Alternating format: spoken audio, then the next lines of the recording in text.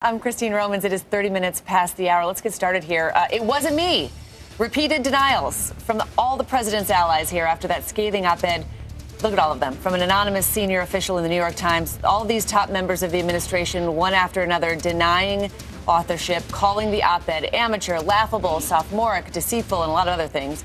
Now, we're told the president has been reading these denials closely. He's getting them printed out and hand-delivered to him.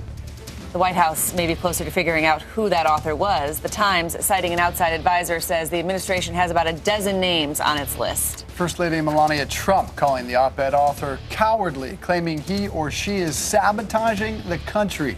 But she also cited the importance of a free press. Senator Rand Paul, meanwhile, offered up this stunning idea. I think if you have a security clearance in the White House, I think it would be acceptable to use a lie detector test and ask people whether or not they're talking to the media against the policy of the White House. Lie detector tests for administration officials. The president had a lot to say about the New York Times and the mysterious op-ed writer at a rallies in Billings, Montana last night. Jim Acosta was there. He filed this report.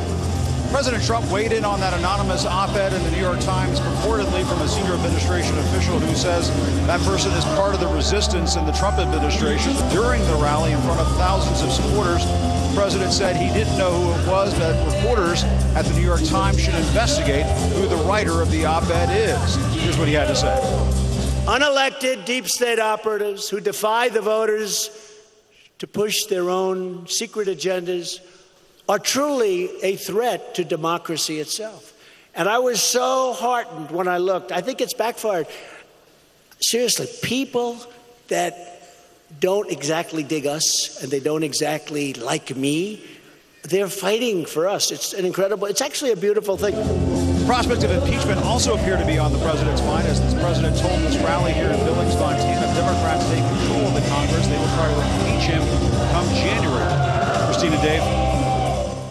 Okay, thank you, Jim. Let's bring in Harry Enton, senior writer and analyst for CNN Politics, also Morning. Our lodestar, I think, here. Oh, that is so start. Yeah, so you're our kind of inspiration. You are our guide. Warms my heart. Harry, good to see you, my friend. All right, so the president in Billings, Montana, this morning, he'll go to North and South Dakota. Last night, he tried on some new material that he thought might help him. This New York Times op-ed thought it might become a powerful issue that he could use. Let's see how it went.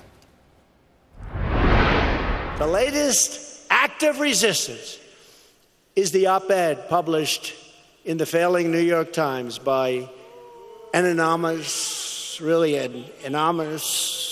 gutless coward. You just look. He was, nobody knows who the hell he is, or she, although they put he, but probably that's a little disguised. That means it's she. But for the sake of our national security, the New York Times should publish his name at once. I think their reporters should go and investigate who it is. That would actually be a good scoop. Okay, third time's a charm. Take another run at Anonymous. Anonymous. There we go. You usually use polls to figure out how issues resonate. I don't think you need one for how that line resonated there with that Montana crowd. How'd it go over? And no, I mean, look, that's Donald Trump's base. If you're going out to a rally, you love the President of the United States. And if you're going after the failing New York Times, this is the greatest hits. This is something that would be on an infomercial on late night if you were trying to get Donald Trump supporters. But it was snooze fest there. It was a snooze fest, but I think this whole thing, I think there are a lot of people who are just, they're tired. They're tired of all of this. I mean, even the people who love the President of the United States, as I was saying, you know, these are supposedly the greatest hits, and it's just not even working anymore with them. But I also think that an opinion piece written anonymously on the opinion pages of the New York Times does not necessarily resonate in Billings. That's and it my might point. not in the North president Dakota has and South great Dakota, where it political heads this week. instincts, but that just does not hit. That is not visceral. I think that the problem here is that the president believes when he goes to a rally and he says anything that the crowd is going to stand up and applaud. And more than that, the president is from New York. Yeah. He is not in New York when he's in Billings, Montana, right? Yeah. And, you know, I remember I actually went out and saw the president when he was candidate Trump at a rally back in Iowa in 2015.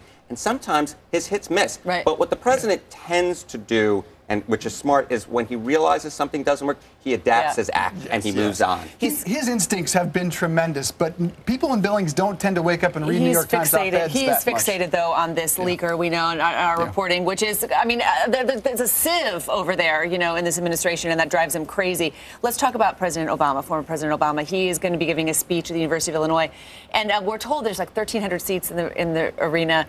22,000 students have signed up for it, so it's not really a public speech. And we're told he's going to be making some more pointed comments about this administration. Traditionally, former presidents don't do that.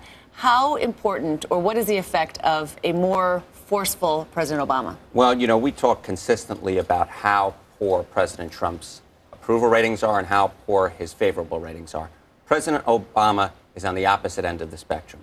If you look at the latest polls, for Donald Trump, you see out here, his favorable rating is just 40%. But if you look at President Obama's latest favorable ratings, they are significantly higher, 66% in a poll that we conducted earlier this year. It's not just Democrats who love President Obama.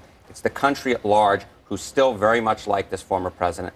And if he can get out on the campaign trail, and if he can spread a message, yeah, there are going to be some Trump supporters who are just going to tune him out. But those centrist voters, those voters in the middle, they're much more likely to side with President Obama and what he's saying than what President Trump is saying. Yeah, but what are the Democrats offering it? You know, Obama's still the past. Right. You can't help but wonder if Obama will overshadow the future candidates for the Democratic Party, like Cory Booker, who on day 2 of the Brett Kavanaugh confirmation hearings tried to make this big show of some emails that he was going to release against the Senate rules. He thought that was his moment. He had the spotlight. This happened. I understand that the penalty comes with potential ousting from the Senate. And if Senator Cornyn believes that I violated Senate rules, I openly invite and accept the consequences of my team releasing that email right now. This is about the closest I'll probably ever have in my life to an I am Spartacus moment. Okay, alluding to the 1960 film there. I thought it was more of an Obi-Wan strike me down and I get more powerful type moment, but did it just flounder? You know, speaking... If this is his entrance to 2020, did it work? No. No, it did not. I mean, if we were talking about lines that missed with President Trump, this entire thing seemed to miss for me. And, you know, there's no doubt that Cory Booker wants to be president of the United States. It's very clear. He's been running for it for nearly 20 years now. But one of the things, you know, we put together a list, Crystal Liz and I, in August of the top definitive rankings. And here it is. We had Booker at 7. And one of the things that we defined Booker as is someone who sometimes almost seems like he's acting, that he's inauthentic. And that clip right there is a manifestation of what I believe is his #1 problem. If President Obama has those speeches, those oratories that really seem to connect with people, that take you sky high, Cory Booker does not seem to have that. He's going to have to work on his act a little bit more so that it doesn't seem so much like an act. Both the style and the substance, because the style failed, but Republicans said, we already said you could release those emails, so the substance failed as well. Right. I just thought that the entire performance was something that was more out of, say, a state senator than a United States senator. Good point. All right, Harry Enton, good to see you, my friend. Thank you.